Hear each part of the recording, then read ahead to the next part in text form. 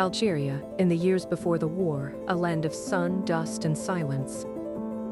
Here lives Meursault, a young French man, solitary, almost indifferent to everything. He works in a small office in Algiers, lives simply, speaks little. His name doesn't matter much, only his gaze does. One morning, a telegram arrives. Mother deceased. Funeral tomorrow.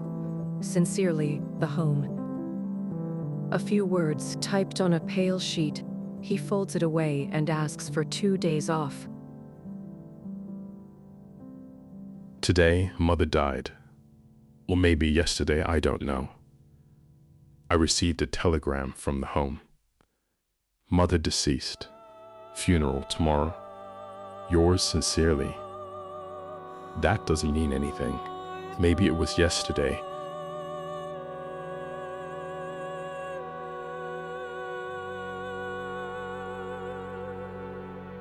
I took the bus to Marengo, 2 hours on the road.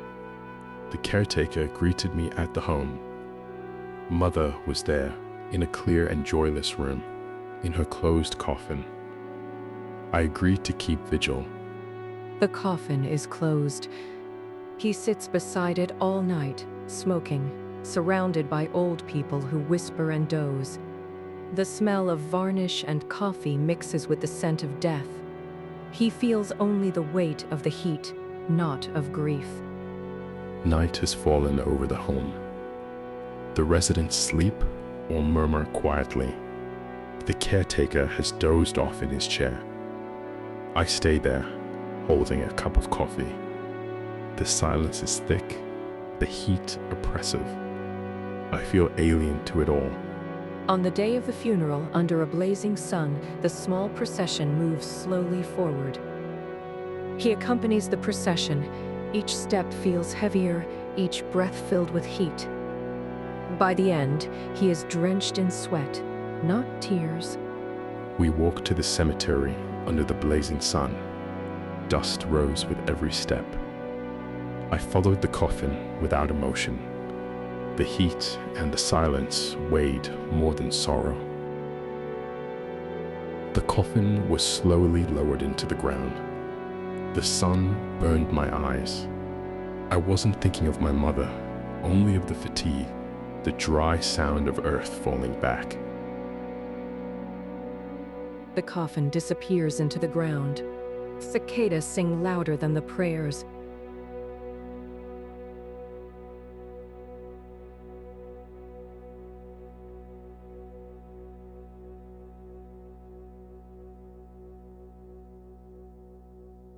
Later, the bus winds back toward Algiers. The countryside blurs under the glare of the sky. He looks out the window, half asleep. The funeral already feels like a distant memory. Life goes on, for no particular reason.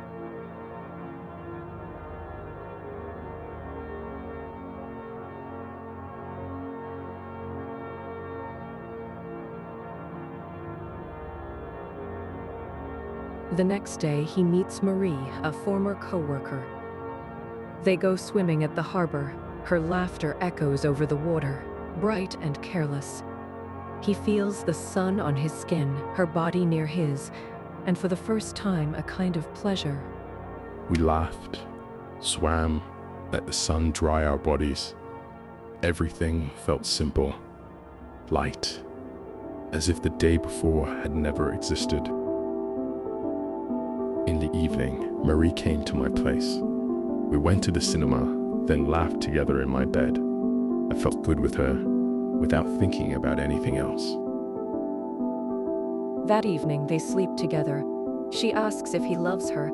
He says it means nothing, but he doesn't think so. Back in Algiers, I met a few neighbors. I told them that Mother had died. They looked at me with surprise. I did not understand their reaction.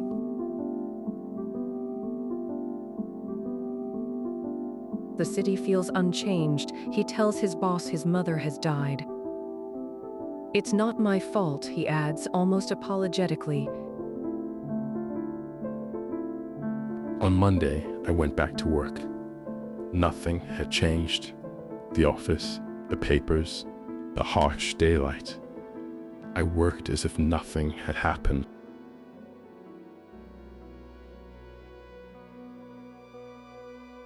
Raymond lives on the same landing. He talks loudly, smokes constantly, tells stories of women and fights. He asks Meursault to help him write a letter to his mistress, a cruel trap.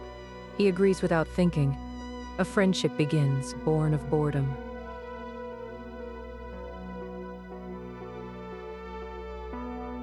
He talked a lot. I didn't know what to say. I listened. His presence didn't bother me. I wondered if I would come back tomorrow.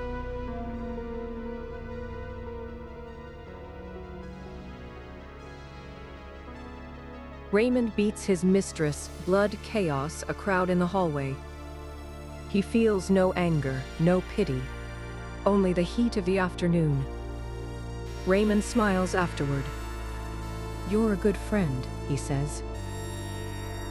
I didn't know what to do. It wasn't my concern.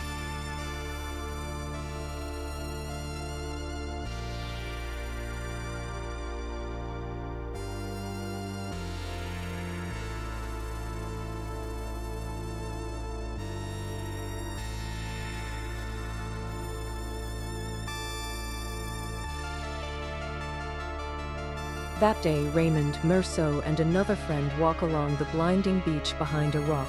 Two Arabs wait. One of them is the brother of Raymond's mistress. Their eyes lock, words turn sharp, tempers rise. Raymond pulls his gun, but Meursault takes it from him to prevent bloodshed. The air burns, the sand sticks to their skin. The men part ways, leaving only the sea and the heat.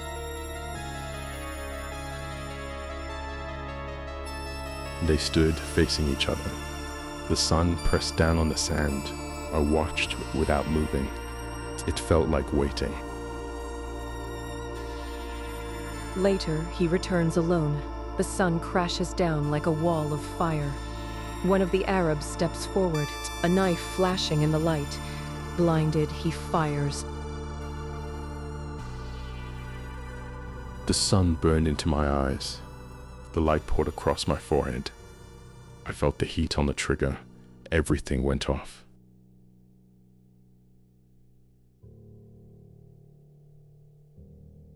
The trial opens in a stifling courtroom. Judges, lawyers, journalists, all staring at the same impassive man. They speak less of the murder than of his attitude at the funeral, his lack of tears, his indifference. The prosecutor calls him a moral monster. He listens, distant, as if it were someone else's story. The verdict falls, death by guillotine. He accepts it without anger or hope, simply aware that life, like death, has no meaning. I no longer really heard the words, "The courtroom was a furnace." All those eyes fixed on me made me feel like a stranger, even at my own trial.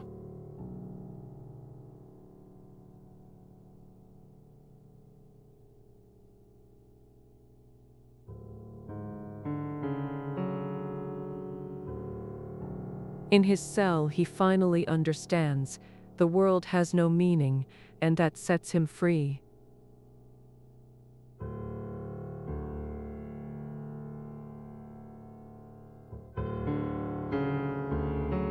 Before the star-filled indifference of the night, I felt I was finally ready, as if in this narrow cell, I could embrace the absurd and taste a peace larger than the world.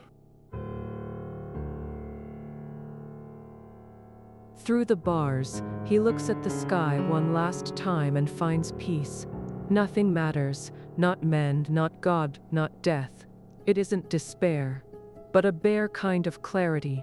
The absurd is not an ending, it is truth, and in that truth he feels alive for the first time.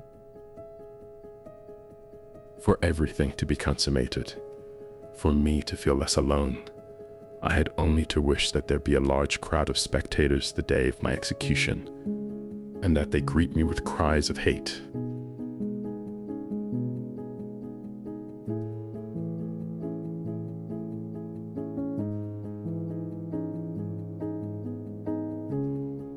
Published in 1942, The Stranger reshaped modern French literature. Camus rejected moral judgment, religion, and social order to reveal a new reality. A world without reason, where freedom lies in accepting the absurd. The novel calm, exact prose made a lasting impact. It inspired Sartre, Beckett, and the entire generation of existentialist thinkers. But Camus stood apart. His absurdity was not tragic, but luminous. Even today, Meursault remains the symbol of quiet rebellion, a man who faces the void and chooses truth.